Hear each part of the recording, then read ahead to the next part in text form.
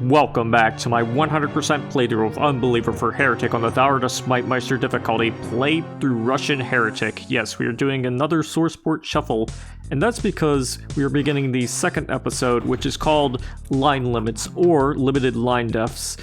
Now, the reason why I switched the sourceport was because due to the whole theme of the episode being about limited line deaths and whatnot, I decided to play a more quote-unquote limited port.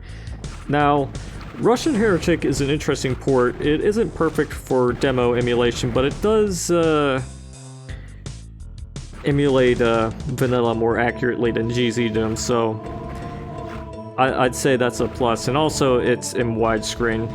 Now, Crispy Heretic is supposed to have widescreen at some point. I know that's in development, but as of this video's recording, it's not out yet, so not much I can do about that. But still, Russian Heretic is pretty accurate, even though it can't really get all demos in yet. But who knows if that'll change in the future, but it doesn't matter that much. But either way, I've talked enough about Russian Heretic. It's an interesting port. Let's begin with the first level, the Privy. Alright, the Privy is a very simple level, or so it may seem. It's a very small level, with not a lot of enemies, as you can see right here. 23. Anyways, I'm gonna lower this lift and get this silver shield. And another thing I'm gonna do is ride this lift up and destroy this disciple. Now this disciple is guarding a switch, which we gotta press.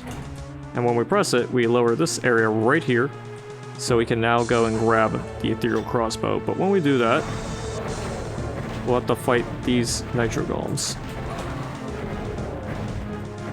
Now after fighting the nitro golems, we'll have to go in here and fight these ghostly nitro golems. This door requires the yellow key we just grabbed, so keep that in mind.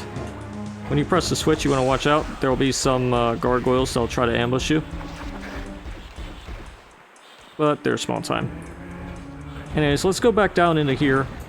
Try to blow up some enemies. We'll use the crossbow and get rid of these disciples too. These guys also try to ambush you while you're in that area after you press the switch, but pressing the switch also opens up this part. So once you've gotten rid of these enemies, you can go into this room, press this button, and try to fight these guys. Now, one of these undead warriors is a ghostly one, so I'm going to switch to 1 to kill him, but you can continue using the crossbow if you want. Doesn't matter that much, but it's not all that efficient. Anyways, opening this up, you can get a secret with the quartz flask. And also, in order to progress further, we'll have to press this again. Now, of course, you can press it one time and just go up the lift if you don't want to kill those enemies, but whatever. We're going to ride the lift up, grab the blue key, and now we can open the blue door, which is back down here. And here's why you got the Tome of Power.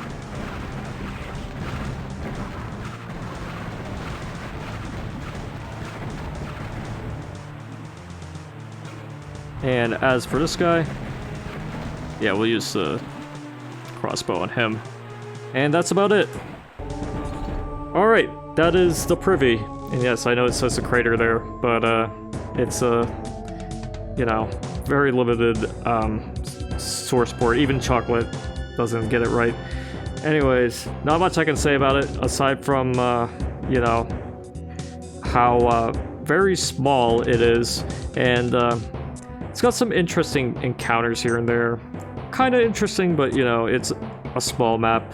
But the next one won't be as small, but it'll still be a little interesting, I think.